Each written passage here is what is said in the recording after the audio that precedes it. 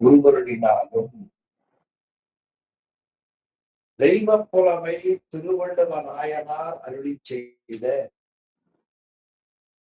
திருக்குறளை சிந்திக்கக்கூடிய மிகப்பெரிய சிவபுண்ணியத்தை நாம் பெற்றோம். அந்த புண்ணியத்தை கருணையோடு வழங்கியருடைய திருவருளையும் குருவருளையும் போற்றி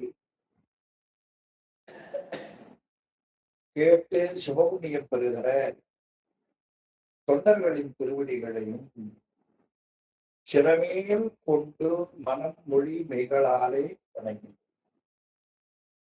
நண்பர்களே, தெய்வப்புலமை திருவள்ளுவ நாயனார் அருளி செய்த திருக்குறளில் சென்ற வாரம் சென்ற வகுப்பு ஊக்கம் உடைமை என்ற ஒரு அருமையான அதிகாரம்.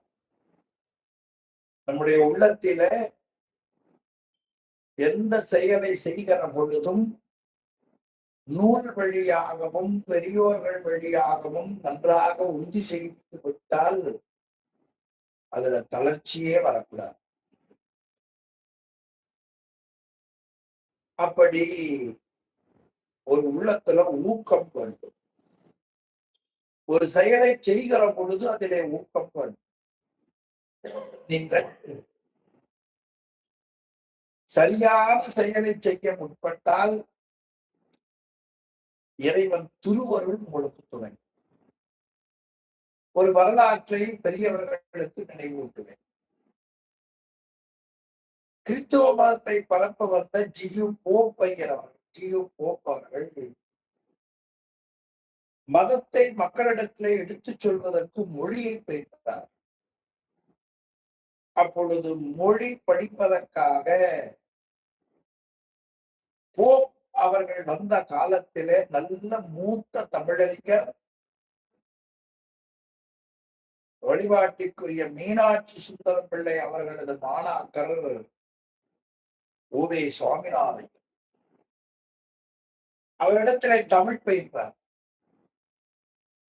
அப்பொழுது உபேசா அவர்கள் அவருக்கு திருவாசகத்தை பரிசாக, ஆசிரியர் மாணவருக்கு சிறந்த நூலைத்தானே கொடுக்க முடியும். திருவாசகத்தை தமிழ் மொழி பயின்ற நிலையிலே அவர்கள் படித்தார்கள். அந்த திருவாசகம் அவருடைய உள்ளத்தை மாற்றிவிட்டது. இந்த திருவாசகத்திற்கு தமிழ் கூறும் நல்லுலகில திருவாசகத்துக்கு முருகார் உருவாசகத்துக்கு முருக மாட்டார் என்று சொல்லுகிற சொல் உங்களுக்கு தெரியும். அந்த திருவாசகத்தை படித்துவிட்டு அந்த நூலுக்கு அவர் ஆங்கிலத்தில் ஒரு பெயர் சொன்னார், போன் மெல் சாங் என்று பெயர். அது என்ன சாங்? எலும்பை உருக்கும் பாட்டுன்னார். எல்லாருக்குமா படிக்கிற வாய்ப்பு? நம்ம குழுவில திருவாசகம் என்றால் மிக மிக விரும்புவர் நம்முடைய ராஜையா. அந்த திருவாசகம் எலும்பை உருக்கும் பாட்டுன்னு பெயர் வைத்தார். அவருக்கு ஒரு எண்ணம் வந்தது, தமிழ் மொழியில மட்டும் இது இருக்கிறது, இதை ஆங்கிலத்திலே மொழிபெயர்த்தால் பலருக்கும் பயன்படும் என்று கருதினார். அப்பொழுது அவருக்கு வயது 75 77 என்று இருக்கும் என்று நான் படித்ததில் நினைவு வைத்திருக்கிறேன். 70+ என்று வைத்துக் கொள்ளுங்கள். 70+ என்ன பயம் இருக்கும்? சரி, வயசாயிடுச்சு, பெரிய காரியத்தை தொடங்குவதாக நம்மால முடிக்க முடியும்.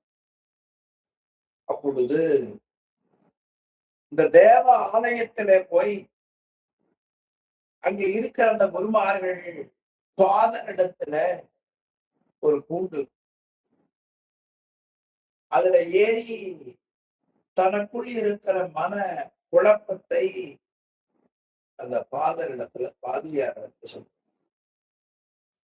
அவர் பைபிள்ல இருக்கிற சில வசனங்களை மேற்கோள் காட்டி, இந்த வசனத்தின்படி நீ அதிலே ஐயப்பட வேண்டாம், வெற்றி பெறுவாய் என்று காட்டுவார். ஏன்னா அவர் பைபிள் வசனத்தை நன்கு படித்திருப்பவர். ஒரு மனிதனுக்கு வரக்கூடிய நிறை குறைகளை இயேசுபிரான் அழகா சொல்லி வைத்திருக்கிறார். அப்பொழுது இவர் அதுல ஏறி, ஐயா எனக்கு வயது இது போல ஆகிவிட்டது, நான் கிறிஸ்தவ மதத்தினுடைய இயேசுனுடைய போதனைகளை மக்களுக்கு சொல்ல தமிழகத்துக்கு சென்றேன், மொழிபெயர்ந்தேன். திருவாசகம் என்னும் தமிழ் ஒரு இலக்கியத்தை, பக்தி இலக்கியத்தை படித்தேன், என் உள்ளத்தை பறிகொடுத்தேன். அந்த திருவாசகத்தை ஆங்கிலத்துல மொழிபெயர்த்து எண்ணுகிறேன். காலம் அந்திம காலம் வயதாகிவிட்டது, என்னால் அதை முடிக்க முடியுமா என்ற ஒரு பயம் என் மனதை கவ்வுகிறது. தாங்கள் எனக்கு ஆலோசனை கூற வேண்டும் கேட்டார். சரிதானே கேட்டார். அப்பொழுது இந்த பாதர் சொன்னார், மக்களுக்கு பயன்படக்கூடிய ஒரு நல்ல காரியத்தை எவன் ஒருவன் செய்கின்றானோ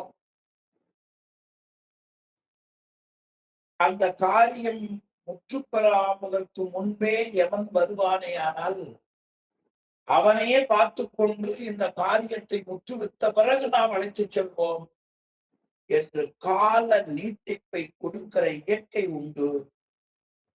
எனவே நீங்கள் இயேசுபுரானை வணங்கி அந்த காரியத்தை தொடங்குங்கள். நல்லாத்தான் இருக்கு வாசகம் இல்லையா? சொல்தான் நமக்கு முக்கியம் என்று சொன்னார். இந்த பாதிரியார் சொன்னதை வைத்துக் கொண்டு ஜியு போப் ஐயர் அவர்கள் 3 ஆண்டுகள்ல திருவாசகத்தை மொழிபெயர்த்ததாக வரலாறுகள் கொடுங்க. எனக்கு நீண்ட நாள ஒரு ஆசை இருந்தது. சாதாரணமான குடும்பத்தில் பிறந்தவன் தான். ஜியு போப் அவர்கள் மொழிபெயர்த்த திருவாசக அந்த பதிப்பை காண வேண்டும் என்று மிகுந்த விருப்பமுடையவனாக இருந்தேன். ஆனால் அதை பெறுவதற்குரிய வழிமுறைகள் எனக்கு தெரியல. ஒரு நாள் திருநெல்வேலியில மகாராஜாபுரம் என்ற பகுதியில ஒரு சைவ தொண்டர் இருந்தார். அவர்களுக்கு ஐயா ஆறுமுகம் பிள்ளை என்று பெயர். 94, 95 வயது நிரம்ப பெற்றவர். அவரை நான் 90 சந்திக்கிற வாய்ப்பை கடவுள் எனக்கு கொடுத்தார். அவரிடத்துல பல நூல்கள் வைத்து என்னுடைய அறையை போல 4 பகுதிகளிலேயும் நூல் வைத்திருப்பார். ஞான சம்பந்த தேவாரத்தை ஆங்கிலத்திலே மொழிபெயர்த்தவர். மதுரா கோர்ஸ் பேப்பர் நிறுவனத்திலே தலைமை என்ஜினியராக படிச்சுட்டார். சிவத்தொண்டர். எப்படியோ திருவருள் அவரிடத்துல எனக்கு வழங்குதலை. அப்பொழுது என்னுடைய எண்ணத்தை பற்றி சொன்னேன். அவருடனே அந்த நூல் என்னிடம் இருக்கிறது, நீ இதன் மேல இவ்வளவு விருப்பு கொண்டிருப்பதால் அந்த நூலை நான் உங்களுக்கு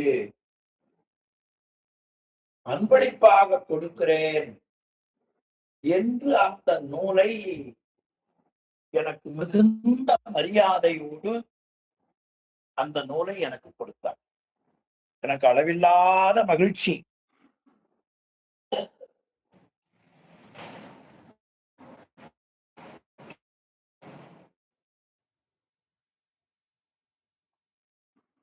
நான் பல நாள் எதிர்பார்த்த நூல் இறைவன் எனக்கு ஆர்வம் என்ற பெயரிலே வழியாக எனக்கு அதை கொடுத்து விட்டாரே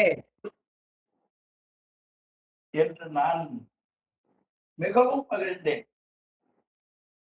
அந்த நூல் வாங்கிய பிறகு ஒரு 2-3 நாட்கள் எனக்கு தூக்கமே வரவில்லை. அப்படி ஒரு எண்ணம் எனக்கு. 2003 அந்த நூல் எனக்கு கிடைக்கப்பட்டது. அந்த நூல் இதுதான். அத உள்ள அவர் எழுதி கையொப்பமிட்டு கொடுத்திருக்கிறார். உயர் திரு உயர் சைவ திரு ப குமரலிங்கம் ஐயா அவர்களுக்கு உதவியது வை ஆறுமுகம் எல்லாரும் 2003. இது நான் அடைந்த மகிழ்ச்சியை நீங்களும் அடைந்திருப்பீர்கள். அந்த நூல் ஏன் காட்டினேன் என்று சொன்னால், ஒரு வெளிநாட்டு அறிஞர் மொழிபெயர்த்து பக்தி இலக்கியமாகிய திருவாசகத்தை படித்து 3 ஆண்டுகள் மொழிபெயர்த்ததற்கு என்ன காரணம்? ஊக்கமுடைமை. அதற்கு மேல அவர் அந்த நூலை பதிப்பிப்பதில் சோம்பேறித்தனமே பட்டது கிடையாது. அதை ரொம்ப அழகாக பெரியவர்கள் காட்டினார்கள். எண்ணியதை முடிக்கும் காலத்து இதான் ஊக்கமுடைமை. எண்ணியதை முடிக்கும் காலத்து சோம்பலின்றி உழைத்தல். இது மனிதனுக்கு கட்டாயம் தேவை. யார் யாருக்கு இதை நடைமுறைப்படுத்துகிற வாய்ப்பு இருக்கிறதோ அது எனக்கு தெரியாது. எண்ணியதை முடிக்கும் காலத்தில் சோம்பலின்றி உழைத்தல். நீ சோம்பல் படுவாயே ஆனால் அவன் கெட்டுப் போய்விடுவான். அவன் அழிவான், அவன் குடும்பம் அழியும், அவன் குடியும் அழியும் என்று வள்ளுவ பெருமான் 10 குறள்ல அந்த சோம்பல் படுவதால் கிடைக்கக்கூடிய தீமையை காட்டுகிறார். அதனால் இந்த அதிகாரம் மட்டும் திரும்ப திரும்ப சோம்பல் கூடாது என்பதை வற்புறுத்தி காட்டுகிறார். அப்படி வள்ளுவ பெருமான் வற்புறுத்தி காட்டியதை கேட்ட பிறகாவது நமக்கு சோம்பல் வரக்கூடாது. சோம்பல் என்பதை மடி என்று சொல்லுவார். மிடி என்பது வேறு. மிடி என்பது வறுமை. அது அனுபூதியில அருணகிரிநாதர் காட்டுவார். குடியும் குலமும் குணமும் குடிபோகியவா அடி அந்தமிலா ஐவேலரசே மிடி என்ற ஒரு பால் வெடிப்பு. வறுமையை பாவியாக்க ஆக கருதிய செயலை செய்கிற பொழுது சோம்பேறித்தனம் இல்லாமல் செய்ய வேண்டும். அப்படி அவர்கள் ஊக்கமுடையவர்களாக இருந்தாலும் கூட சில நேரம் வினையின் காரணத்தால் குணவயத்தால் ஒரு மனிதனுக்கு மடி வரும், சோம்பல் வரும், குணவயத்தால் வரும். அந்த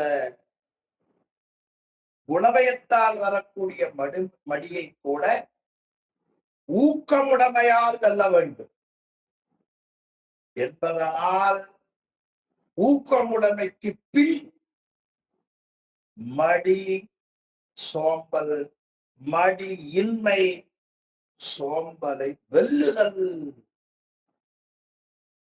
சோம்பலை நம்மிடத்துல இல்லாமையாக செய்ய வேண்டும். ரொம்ப பெரிய வேலை. இந்த சிந்தனையோடு முதல் குறள் மடியின்மை. குடி என்னும் குன்றா விளக்கம் மடி என்னும் மாசு ஊற மாய்ந்து விடும். 61வது அதிகாரம். குடி என்னும் குன்றா விளக்கம். நாம் பிறந்திருக்கிற குடி இருக்கிறதே அது நல்ல குடி. அந்த குடி வாழக்கூடிய மக்கள் வாழுகிற வாழ்க்கையில நல்லொழுக்கங்களை கடைபிடித்து மானமும் குறையும் கடைபிடித்து வாழ்ந்தால் அவர்களுடைய புகழ் விளக்காக இருக்கும். குடி என்னும் குன்றா விளக்கு. அப்படி குன்றாத புகழுடைய அந்த குடியினுடைய புகழ் அது விளக்குக்கு உவமைப்படுத்துகிறது. அப்படி அந்த குடி விளக்கமாக வளர்ந்து வரக்கூடிய அந்த குடும்பத்தில மடி மடின சோம்பல் என்கிற மாசுன்னா குப்பை, சோம்பல் என்கிற குப்பை வறுமையானால் மாசு ஊரானார் அந்த குடியை வென்று பொருந்துமேயானால் அந்த குடி மாய்ந்துவிடும். எதை போல என்றார், ஒரு விளக்குக்கு, எரிகிற விளக்குக்கு அந்த விளக்கு திரியில அழுக்கு வறுமையானால் அது எரிகிற விளக்கு பஞ்சை பற்றி எரியும். இந்த பஞ்சில இருந்து எண்ணெய் போகும். அந்த அழுக்கு வந்த உடனே அந்த நெருப்புக்கும் பஞ்சிலையும் ஒரு துண்டு கட்டும். அந்த திண்டு என்ன செய்யும் தெரியுமா? பஞ்சின் வழியா எரிங்கிற நெருப்புக்கு எண்ணெயை போக விடாம தடுத்துரும். தடுத்த உடனே நெருப்பு என்ன ஆயிரும்? எண்ணெய் போகலைன்னா நெருப்பு என்ன ஆயிரும்? அணைஞ்சு போய். அதுக்கு திண்டு கட்டுதல்னு பேர். ரத்தம் கூட அப்படிதான். நம்முடைய நெஞ்சில ரத்தம் போவதற்கு பலவிதமான குழாய்கள் அமைத்திருக்கிறார் சிவன். அதுல எங்கேயும் ஒரு இடத்துல அழுக்கு படிந்து இயல்பா போருகிற ரத்தத்துல அடைப்பு வந்துட்டா அதுக்கு ஹார்ட் அட்டாக் பேர். அது போல ஒரு மனிதனுக்கு சோம்பல் என்ற அழுக்கு வந்து விடுமையானால் அவனுடைய எதிர்கால வாழ்க்கை பாழா போய் அதன் பிறகு அவனும் கெட்டு, அவன் குடும்பமும் கெட்டு, அவன் குடியும் பட்டு போகும். என்ன குணம் இருந்தால் ஒரு மனிதன் வளர முடியாதுன்னு காட்டுவது. அதாவது சொன்னார்கள், சோம்பி திரியேல், சோம்பி திரியேல் என்று காட்டினார். எனவே ஒருவன் பிறந்த குடியாகிய நந்தா விளக்கு சோம்பல் என்னும் மாசு அவனிடத்திலே சிறிது சிறிதாக படர சிறிது சிறிதாக அந்த விளக்கு என்கிற குடும்பம் ஒளி குறைந்து அது இல்லாமல் போகும், மறைந்து போய்விடும். அதற்கு அருமையா பரிமேலழகர் காட்டுகிறார். உலக நடையில உள்ள துணையில இடையராது இருப்பவர்கள் தன்னுள் பிறந்தவர். அந்த தன்னுள் பிறந்தவர்கள் குடியை விளக்குவார்கள், பரம்பரையா விளக்குவார்.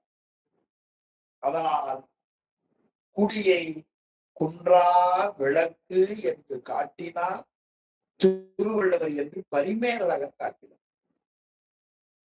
இந்த சோம்பல் எதனால வரும் என்று பெரியவர்கள் அருமையா காட்டுகிறார். நம்முடைய உயிருக்கு 3 குணங்கள். ஒன்று சாத்திய குணம், இன்னொன்று ராசச குணம், இன்னொன்று தாமத குணம். ராட்சச குணம் உங்களுக்கு தெரியும். ஆரியாசன் சொல்லுவார், ராட்சச குணம் எப்படி? வெளியில போயிட்டு கணவர் வருவார், சிவகாமி சாப்பிடலாமா? அதுக்குள்ள என்ன அவசரம்? வந்தீங்க குளிச்சுவாங்க. ஆரியார் வந்து அப்படியே சொல்லுவார்.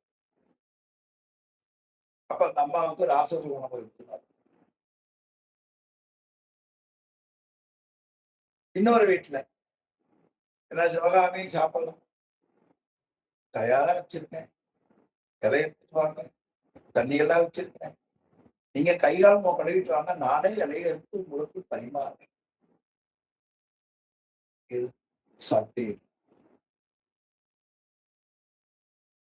சில வீடுகள்ல சிவகாமி சாப்பிடலாம், இப்பதான் அரிசி வாங்க போறேன், அதை வாங்கிட்டு வந்து ஊற வச்சு சோறாக்கி குழம்பு வச்சு கொஞ்சம் துவையல் வச்சு இலைய எடுத்து இங்க போய் தூங்க, காலையில் எழுப்புற சாப்பிடுவோம். சாதாரண மக்களுக்காக சொல்லி போட்டு சொல்லுவார், யார் யாருக்கு என்னென்ன குணவதி கிடைச்சிருக்கிறாரோ அப்படின்னு இந்த பிரசங்கத்தை முடிச்சுக்குவார். இப்ப மடி என்பது, சோம்பல் என்பது தாமத குணம். அதனால் மடியை மாசு என்று வள்ளுவ பெருமான் காட்டுகிறார். உலகத்தில மாசு என்பது இருளுக்கும் சொல்லுவார். உலகத்தில இருக்கிற இருள் இருக்கிறதே, அது என்ன செய்யும்? பொருளை மறைக்கும். ஆனால் இந்த மடியாகிய சோம்பல் இருக்கிறதே, அது விளக்கை அடர்த்து அந்த விளக்கு எரிய முடியாமல் மாய்க்கக்கூடிய வலிமையுடைய, அந்த விளக்கு எரிய முடியாமல் மாய்க்கக்கூடிய வலிமை உடையது அந்த மாசு. அதனால் மாசு ஊற மாய்ந்து கெடும், மாய்ந்து கெடும். அது எரிய விடாம கடித்து போடும். மாசு ஊற உரன மெல்ல மெல்ல மெல்ல மெல்ல மெல்ல மெல்ல. சில வீடுகள்ல மாலை விளக்கேற்றி வைத்திருப்பார்கள். அந்த எண்ணெய் சரியில்லை, காலையில பாத்தீங்கன்னா குற்றுயிரும் கொலையுயிருமா அந்த விளக்கு எரிஞ்சிட்டு அந்த எண்ணெய் இருக்கும். அந்த திரிக்கு நடுவுல பாத்தீங்கன்னா அப்படியே கட்டி கட்டியா கட்டி கட்டியா அந்த திட்டு இருக்கும். இந்த ஊதுபத்திய வச்சு அந்த கட்டி கட்டியா இருக்கிறத அப்படி அப்படி தள்ளிக்கின வைங்க, அந்த கட்டியா இருக்கிறது கரியா மாதிரி கீழே விழுந்துடும். பிறகு அது திரிய பற்றி எரியும். அதாவது சில விளக்கம் அணைஞ்சு போயிடும். தள்ளுற போதே அதை எப்படி ஓம காட்டார் பாருங்க. மடி என்னும் மாசு ஊற மாய்ந்து கடும்.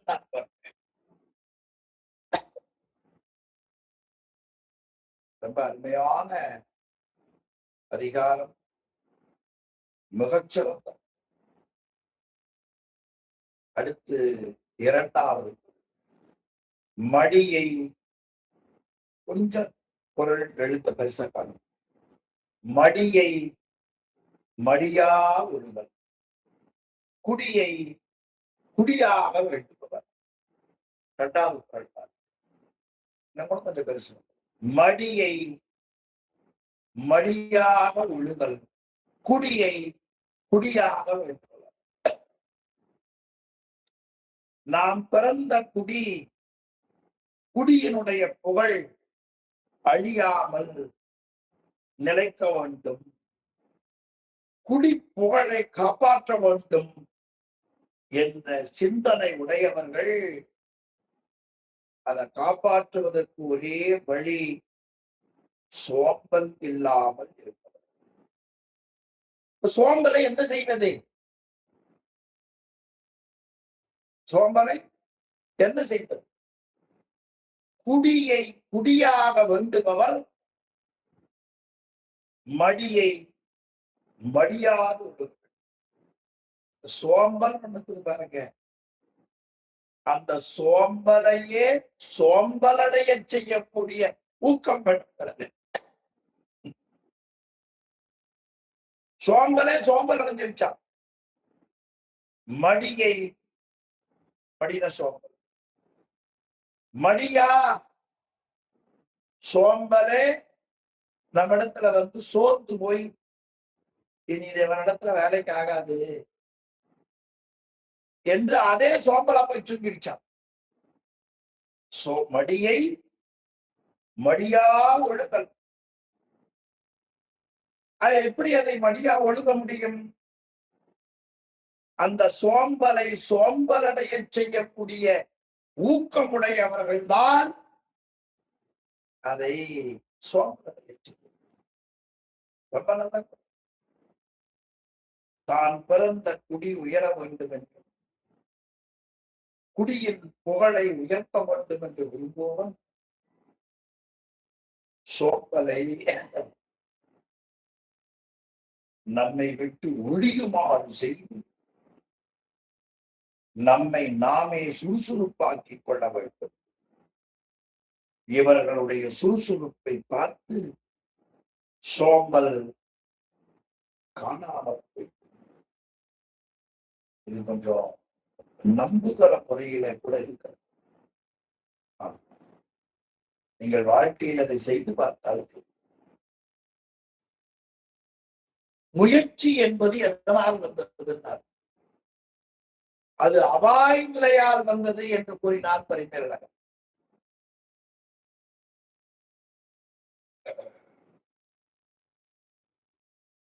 நெருப்பை எப்படி கருதணும்னு சொன்னாங்க. நெருப்பை நெருப்பாகவே கருத வேண்டும். ஏன்? நெருப்பை விட கொடியது ஒன்று கிடையாது.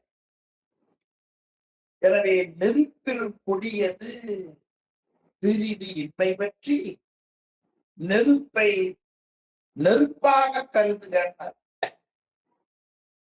அதை போல சோம்பலை விட தீயது ஒன்றில்லை. எனவே மடியில் தீயது பிரிதின்மை பற்றி பின்னும் மடியை மடியா ஒழுகல் அந்த பெயராலே கூறினார். நெருப்பை எப்படி கருத வேண்டும்? நெருப்பாக கருத வேண்டும். மடியை எப்படி கருத வேண்டும்? மடியாக கருத வேண்டும். அப்படி நாம் கருதியதை கடித்து ஊக்கமுடைமையோடு முயல்வார்களே ஆனால் அவர்கள் உயர்வார்கள். அவர்கள் உயர்ந்தால் அவர்கள் குடி உயரும். எனவே குடினா பரம்பரை அந்த வேற நினைச்சுட்டு அதை யாராவது என்ன பாருங்க. குடியை குடியாக வேண்டுபவர்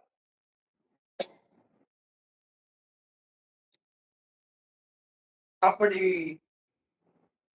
மடியை மடியாக சோம்பலை செய்யக்கூடிய செயல்பாடுகள் நீங்கள் கடைபிடிக்கவில்லை என்று சொன்னால் குடி அழியும்.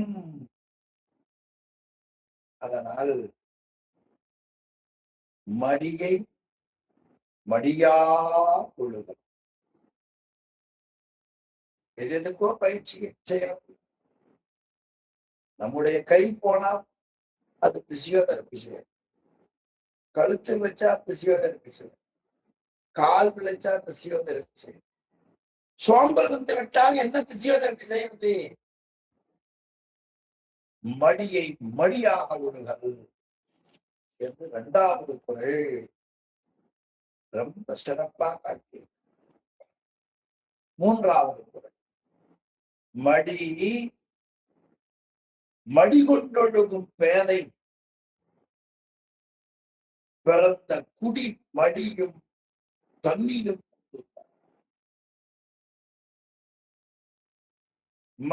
மடி கொண்டொழுகும் பேதை.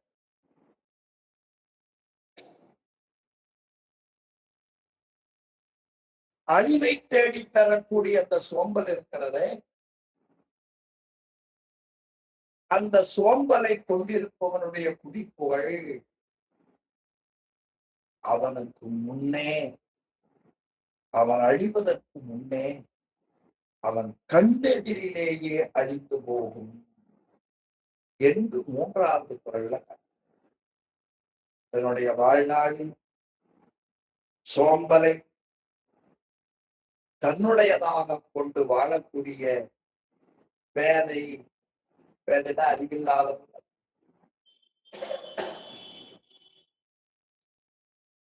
அந்த அறிவில்லாதவன் பிறந்த குடி இருக்கிறது. அந்த குடி இந்த பேதையை தன்னுடையதாகிக் கொண்டு வாழக்கூடியவன் அழிவதற்கு முன் அந்த குடி அழிவு. எப்பொழுது சோம்பலை தனக்கு உடமையாக கொண்டு வாழுகிறார் என்று மூன்றாவது குறள் மடி மடி கொண்டொழுகும். எல்லாராலும் கைவிட வேண்டிய மடியை தன் உள்ளே கொண்டு கடைபிடிக்கக்கூடிய அதை ஒழுகும் அந்த அறிவில்லாதவன் பிறந்த குடி இருக்கிறது. தன்னினும் முந்து மடியும். இவன் சாகிறதுக்குள்ள அதை குடி கட்டி போயிருந்தான். எனவே அழிவு தருவதை நெஞ்சுக்குள்ளே கொண்டு அதை கடைபிடிப்பதால் அவனுக்கு அறிவில்லாதவன் பேதை. எனவே குடியில பிறந்த அவன் அந்த குடியை காப்பாற்றக்கூடிய பொறுப்பு அவனுக்கு இருக்கிறது. இப்ப குடியை காக்க வேண்டிய ஒருவனே அவன் இருக்கிற பொழுதே அவனுக்கு முன்னால பெடி அடி. அப்படின்னு என்ன அர்த்தம்? நீ சோம்பலை கை கொண்டால் உன்னுடைய குடி தரம் தாழ்வதை விட, ஆக்கத்தில் பிற்படுவதை விட, சோம்பலை கை கொண்டவனுடைய குடி வளர்ச்சியில் பிற்படுவதை விட, ஆக்கத்தில் பிற்படுவதை விட அழிவில் முற்படும். ஆக்கத்தில் முற்பட வேண்டிய குடி அழிவு. அதனால் மடி மடி கொண்டோடு பேதை அறிவு. தான் பிறந்த குடியை காப்பாற்றுவதற்காக பிறந்த அவன் அழிவதற்கு முன் ஆக்கத்துக்கு முன்புகிற ஆக்கத்தால் பிற்பட்டு அழிவால் முற்பட்டு, ஆக்கத்தால் முற்பட வேண்டிய குடி ஆக்கத்தால் பிற்பட்டு அழிவால் பிற்படும் என்று மூணாவது பொருள் ரொம்ப தெளிவா காட்டி. நான்காவது குடி மடிந்து குற்றம் பெருகும். மடி மடித்து மாண்ட முயற்சியில் அவர்க்கு என்று இந்த மூன்றாவது பொருளை தொடர்ந்து நாலாவது பொருள் சோம்பல்ல சிக்கி முயற்சி குன்றி வாழ்பவர்களுடைய குடியின் புகழ் கட்டு அந்த குடியின துன்பம் குற்றம் பெருகும். சோம்பல் குணம் அவன் வாழ்வை கெடுக்கும். அவனுடைய வளத்தை துடைக்கும்.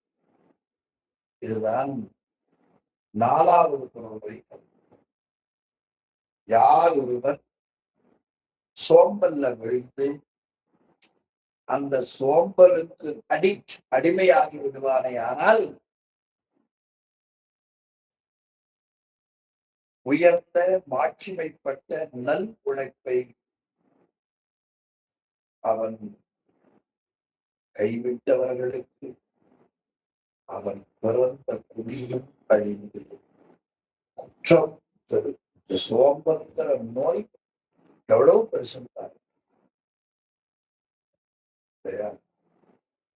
எனவே மடி மடித்து மாட்ட முயற்றினருக்கு முயற்றுதல் முயற்சியின் பொருள். சோம்பல்ல விழுவதால் அவர்கள் வளர்ச்சி பாதையை நோக்கி தன் வாழ்க்கை முன்னெடுத்து செல்லும். எனவே அவனுடைய குடி மடி அவன் வாழ்க்கையில் குற்றம் வளரும். குடி மடிந்து குற்றம் பெருகும். எது பெருகணும்னா சேகலா நன்மை பெருகு அருநெறியே வந்தடைந்த நல்லூ. அந்த நல்லூர்ல என்ன பெருகிச்சு? நன்மை பெருகு அருள் நெறியே வந்தடைந்த நல்லூர். ஆனா என்ன பெருகியது? குற்றம் பெருகியது. அப்படி குற்றம் பெருகினால் என்ன ஆகும்? பொய்மையே பெருக்கி பொழுதினை சுருக்கும். காலம் வீணா போயிடும். குற்றம் பெருகும். ஒரு மனிதனுடைய வாழ்க்கையில குற்றம் பெருகுவதற்கு மூலமாக இருப்பது மடி. எனவே மடி மடிந்து மாண்ட முயற்றினவர் சோம்பல்ல வீழ்ந்து அதிலே இருந்து மீளக்கூடிய முயற்சி இல்லாதவர்களுடைய குடி மடியும் கெட்டுப்போம். பிறகு குற்றம் பெருகும். குற்றம் அந்த குடும்பத்தில் 4 குறள்ல சோம்பலால் அந்த குடும்பம் அடையக்கூடிய தீமையை திரும்ப திரும்ப காட்டினார். முதல் வரல மாய்ந்து கொடுத்தார். 2வது குறள்ல குடி புகழ் வளர வேண்டும் என்றால் சோம்பல் இல்லாத இருக்கணும். மடியை மடியா ஒடுங்கிறார். அடுத்த குறள்ல குடி மடியும் நாள். குடி மடியும் நாள். 4வது குறள்ல குடி மடிவது மட்டுமல்ல, குடி மடிந்து குற்றமும் பெருகும். என்ன ஒரு ஜெனரேஷன் காலியா போயிருப்பார். குடி மடிந்து குற்றமும் பெருகும் என்று இந்த 4 குறள்ல மிகுதியாக காட்டுகிறார் ஆசிரியர். அடுத்த குறள் பாருங்க, 5வது குறள். நெடு நீர் மறவி மடி நெடுநீர் மறவி மடி துயில் 4ம் கெடு நீரா காமக்கலன். ரொம்ப அருமையான குறள். இந்த 5வது குறள் பாருங்க. நெடுநீர் மறவி மடி துயில் 4ம் கெடு நீரா காமக்கலன். நெடுநீர் என்பது செய்ய வேண்டிய செயல்களை காலந்தாழ்த்தி செய்தல். உரிய காலத்துல உரியதை செய்யும். கிராமங்கள்ல சொல்லுவாங்க, உழைக்கிற காலத்துல ஊருக்கு போனால் அறுவடை காலத்துல ஆள் தேவையில்லை. நல்ல மழை பெஞ்சு நிலம் நல்ல ஈரமா இருக்கு. அதுல உழவு செய்து தானியத்தை விதைக்காமல் ஊருக்கு போயிட்டான்னு வைங்க, தானியம் போட்டு 3 மாசத்துல அறுவடை வந்தால் அங்க அறுவடைக்கு ஆள் வேண்டியது இல்லையா? அந்த விதைக்கவே இல்லையே. உழைக்கிற காலத்துல ஊருக்கு போனால் அறுவடை காலத்துல ஆள் தேவையில்லை. அது போல காலம் நீட்டித்து செய்யக்கூடிய வேலை தவறு. அதை நாளைக்கு செய்யலாங்கிற மனசுக்கு பார்த்து ஒரு உதாரணத்துக்கு சொல்லுகிறேன். எனக்கு தெரிந்தது, நீங்க காலையில் இரவு படுத்து காலையில எழுக்கிற பொழுதே கொஞ்சம் சிரமம் பார்க்காம போர்த்திய போர்வைய மடிச்சிட்டீங்க. அந்த போர்த்திய போர்வைய மடிக்கணும், படுத்த பாயை சுற்றி வைக்கணும், தலையணையா அதை நிலத்துல வச்சிடும். கூட்டத்தை கூட அப்புறம் இதை விட்டீங்கன்னு வைங்க, அடுத்த நாள் சாயங்காலம் படுக்க வருகிற பொழுது பாயை ரெடியா இருக்கு. ஏன் அதை சுற்றி வைக்கலையே முதல் நாள். எனவே இந்த நெடுநீர் பை நெடுநீர் காலம் தாழ்த்தி செய்தால் எந்த பயன்? உரிய காலத்துல செய்ய வேண்டியவைகளை அப்படி செய்யாமல் காலம் நீட்டித்து செய்யக்கூடிய ஒரு பழக்கம், அது நெடுநீர். அடுத்து மறதி. ஐயோ, அது பண்ற துன்பம் மறதி. மறதி நம்மளுக்கு ஒன்று விளக்கம் சொல்ல வேண்டும் இல்லையா? எது செய்ய நினைக்கிறோமோ அது மறந்துடும். ஆனால் மறந்துட்டன. அது ஒன்று. காலந்தாழ்த்து செய்த மறதி. மூணாவது பாருங்க, மடி, சோம்பல். புத்தகத்தை எடுத்து வைக்கணும்னா சோம்பல், ஒரு புத்தகத்தை அடுக்கணும்னா சோம்பல், படிக்கணும்னா அது கொஞ்சம் வரத்தான் செய்யுது வைங்க, சோம்பல். அந்த மடி மூணாவது மடி. நாலாவது துயில். அது அளவுக்கு மீறிய தூக்கம். சில பேர் நிறைய தூங்கிய திரைப்பட பாடல்களும் யார் யார் தூங்கி எதை எதை இழந்தாங்க அது உங்களுக்கு தெரியும். எனவே அந்த துயில், இந்த நான்கும் கெடு நீரா அழிவை தேடி போகக்கூடியவர்கள் விரும்பி ஏறக்கூடிய மரக்கலன் ஆவினர். காமக்கலன். காமம்னா விருப்பம்னு அர்த்தம். எதை விரும்புவார்கள்? நாளைக்கு செய்யலாம், நாளைக்கு செய்யலாம், நாளைக்கு செய்யலாம். காலந்தாழ்ப்பவர்கள் மறதி.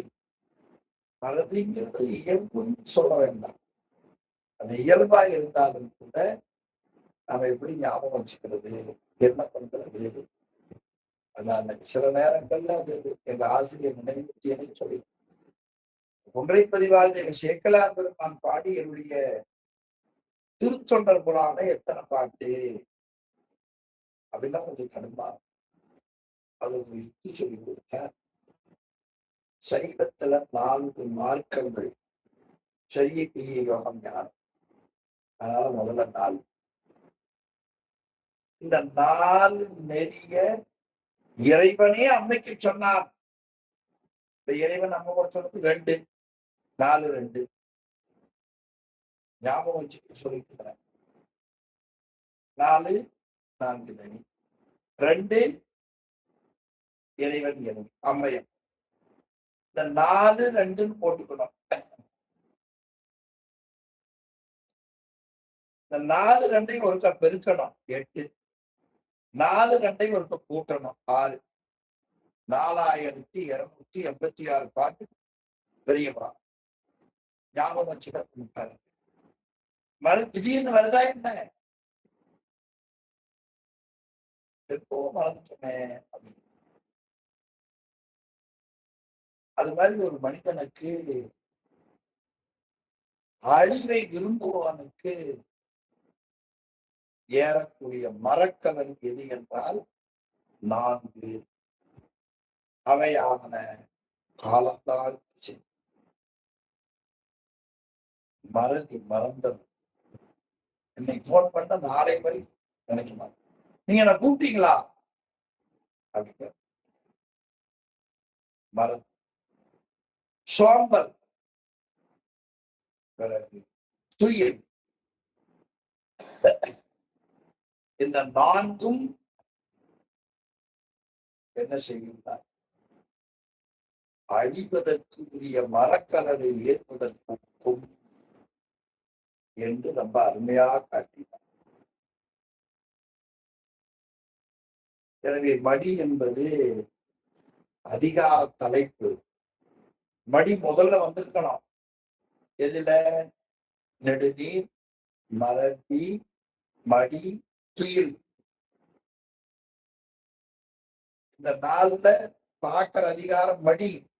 ஆனாலும் கூட முதல்ல வர வேண்டிய மடி என்ற சொல் செய்யுள் நடையை நோக்கி அது நடுவான வந்ததுன்னு ஒரு குறிப்பு காட்டினார் அறிஞர்.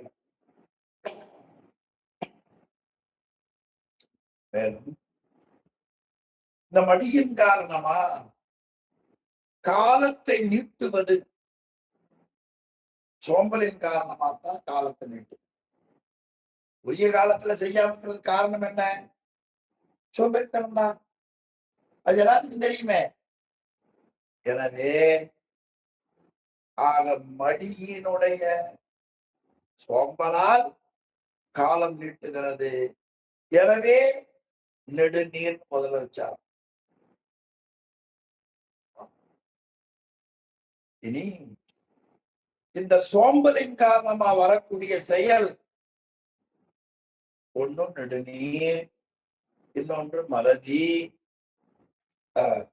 இன்னொன்று துயில். இந்த 3ம் தாமத குணத்துல வருவதும். ஒரு மனிதனுக்கு தாமத குணம் இருக்கிற பொழுது வரக்கூடும். எனவே காலம் தாழ்த்துதல், மறதியும் துயிலும் தாமத குணத்துல தோன்றி ஒன்றுக்கோடு ஒன்று தொடர்பாக நடக்கும். எனவே மடி என்ற அதிகாரத்தில் காலந்தாழ்த்துதலையும் அதன் பிறகு மறதியையும் தூக்கத்தையும் ஏன் காட்ட வேண்டும் என்று வினா வறுமையானால் இது தாமத குணத்துல சோம்பலோடு தோற்று. அதனால் இதை சேர்த்து காட்டினார் திருவள்ளுவர்.